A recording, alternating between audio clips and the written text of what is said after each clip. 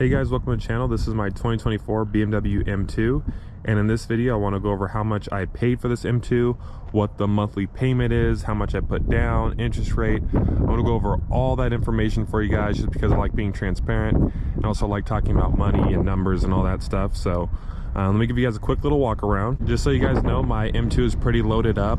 So I do have the Shadowline package, I do have the lighting package. I got the red calipers, the Toronto red metallic. I love this color. It does have like the parking assistant or whatever, so it will back out of like its own parking spot, which is kind of interesting. Shadowline exhaust tips and everything. And I also have the M carbon roof, which is a really expensive option, $2,600. You guys can see there. So let's go and hop inside and go over the numbers. Little quick glance at the inside here. I do have the carbon fiber trim, which is an additional option. I do have the 8-speed automatic transmission. Got the M seats with the M color highlight on the sides there. So let's go ahead and get right into it here. So you guys won't even have to pause it because I'm going to go over everything line by line for you. So the M2, the MSRP was $70,995. So I did pay MSRP for the M2, but they did have an accessory package, which I'm not happy about. So if you go down here, dealer ads, $13.28 for permaplate and theft protection. That's all complete BS. That stuff has no value at all. Basically, the doors have like stickers on them, and permaplate's supposed to like protect your paint or whatever from like bird droppings and all that. It's basically a big waste of money. So as far as I'm concerned, that's a $1,300 markup as far as I'm concerned. But at least the sale price of the vehicle was MSRP, which was $70,995.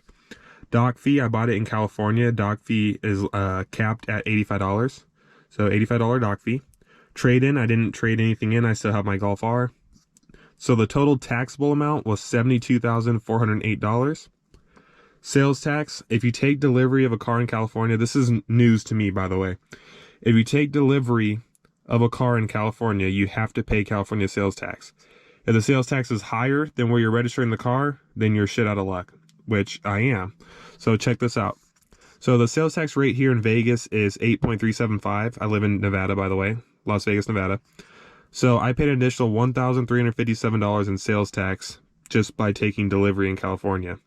Now the dealership did tell me that they would deliver it to me for like $300 to $400, but I wanted to drive it back, and then I read something on the DMV website that they would recognize if you pay tax to another state or whatever, and I misread it. I thought that they were going to give me like a credit, but obviously they're not. It doesn't really make sense for Nevada to give me a credit for tax I paid to California. So that was a mistake on my part. So I'm out $1,357 from that. Or I guess if you count shipping, basically about $1,000 I'm out by taking delivery in California. Title fee in California is $33. That's not taxable. And then I did have a college student rebate. By the way, those college student rebates come in handy because I've used it on every single one of my cars I've had.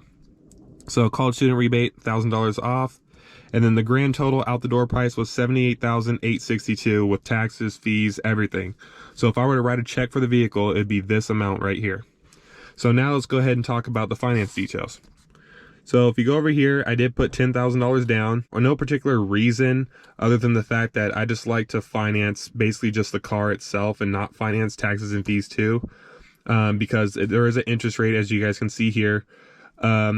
If it was 0% interest, like some cars or some manufacturers offer 0% interest, obviously in today's world, 800 credit scores are getting 6, 7, 8% these days. So this is actually a really competitive interest rate. So I was pretty happy with that at 5.29. If it was 0%, then I'd finance the whole amount and I'd pay it off, I guess, as slow as possible because it's 0%. But I'm going to try to pay down the car as fast as I can since I do have an interest rate on here.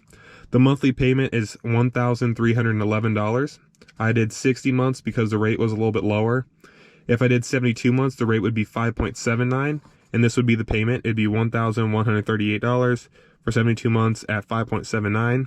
I did all the calculations for you guys, so you don't have to worry about like checking this. If I didn't put the $10,000 down and I did 0 down for 60 months, my payment would be right exactly at $1,500 a month with no down payment. So I'm paying $1,311 with 10 grand down. That's the amount financed there. So if I were to buy this car in Nevada, I just put this on here as like a comparison. If I were to buy this car in Nevada, this would have been the sales price with the dock fee, because dock fee in Nevada is higher than California, $5.99, and then a $28 title fee. This would have been the sales tax rate, and then this would have been the out the door if I were to buy this car in Nevada, and if I got it for MSRP, and if they didn't have any sort of dealer ads. So I paid $2,242 extra buying it in California rather than Nevada, with the sales tax being higher and them adding the stupid permaplate and theft protection nonsense on there. The only reason why I didn't buy this car in Nevada is because, for one, the dealers didn't have the car that I wanted. They always had like manual transmission or some nonsense I didn't want. And the other main reason is because the dealers in Nevada were charging like around $10,000 over, and then they were charging you $5,000 over to place an order just to wait a year to get it. So it just didn't make sense to me to buy it in Nevada. Anyway, there's all the finance details. If you guys are curious about insurance, I am 22 years old. I have a clean driving record. Everything's good. I'm on my own insurance, and I have the Golf and my BMW on the same insurance policy. So the BMW cost me $931 for 6 months. I do the lump sum. I don't do the monthly payment because I save money by doing the lump sum. So I pay $931 for the BMW, or that's equivalent to $155 a month. And then for the Golf, I do $879 for 6 months, or $146 a month. And you guys can see the totals of both. So with car insurance, I pay $300 a month for both my cars, basically.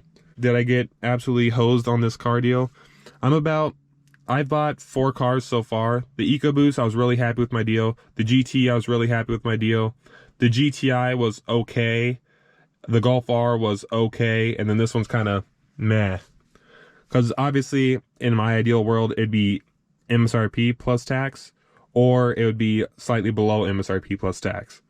But the cars that I like, unfortunately, are cars that, you know, aren't just like sitting around the lot where you can just pick a million of them, or you have like 5 other dealers to compare it to, all within like the same radius, you know what I mean? Because if I was looking for like a 330i, then, you know, I can compare prices from this dealership here and this dealership here and whatever, and they're probably more willing to work on price. But obviously I like cars that are a little bit more like unique. So I like my M2, I like my Golf R. So I did have to pay a little bit more than what you'd normally have to pay in like a normal negotiation on like a regular car deal. And I work in the car business, so I completely understand all of this stuff. It's not like a surprise to me. I know that they're making money on this nonsense permaplate and all that. You know, it is what it is at this point. You know, I'm not gonna complain too much about that, even though I really wasn't happy about paying that.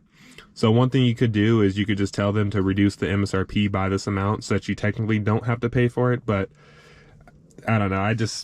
They were cooperative. They were nice. You know, they did give me a full tank of gas, because sometimes dealers don't give you a full tank of gas. So everything was okay for the most part. I'd say that they were nice people. I recommend them, but just realize that if you buy a car in California, you have to pay their sales tax, and you'll be screwed on that, which really sucks. Or I should say, if you take delivery in California, you have to pay their sales tax. So keep that in mind for anyone thinking about buying a car out of state. All right, guys, before we close out this video, I want to kind of go on a little drive with you guys, just a short one. And I do want to mention, I know there's probably gonna be some people in the comments thinking like, oh, that's a terrible investment, and they times out like the payment by the term, and like, oh, you're gonna end up paying 89 grand for this M2 and all this other stuff. And yeah, if I go the full length of the term, that's absolutely right. But the thing is I don't plan on going the full length of the term on this car. Anything can happen. I will most likely pay this car off. I want to pay it off in like, my goal is to pay it off in 2 years or less. But anything could happen. I could trade in this car, whatever. So if you times out like the payment by the term, sometimes that's not always an accurate idea, because I know for sure I'm not going to keep that car loan for exactly 60 months to pay all of that interest. So I'm not really worried too much about that. And realize one thing is that a car is never, I should say 99% of the time, a car is never a good investment. It just isn't. A brand new car, it depreciates, you know, it costs money, all this stuff. It's not a good investment, but it's one thing that I actually like to spend money on, because I don't spend money on other things that I don't find important to me. I love cars. I've always loved cars. I work with cars. Everything I do kind of revolves around cars. So for me, it was worth it to spend some money to get something fun and exciting that I really want. And by the way, I'm not getting this for the YouTube channel. I'm not getting a car to try to be popular on YouTube or whatever, because my YouTube channel, I'm gonna be honest with you guys, it doesn't even pay for the car payment on this car. It doesn't. So YouTube channel is not where I'm making money from. Obviously I work really hard at the job that I do have, selling cars, so I'm able to enjoy my hard work with buying the cars I love and, you know, having my own place and all that good stuff. And then let's do a little pull here just so we can see why it's worth it.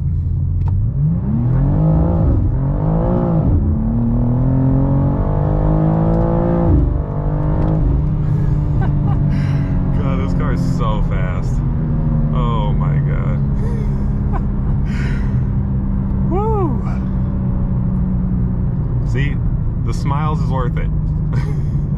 But anyway, if you guys enjoyed this video, please give it a like and subscribe. Share your thoughts. I'm okay if it's, even if it's negative. Share your thoughts in the comments below. I want to hear what you guys think. And I will see you in the next one.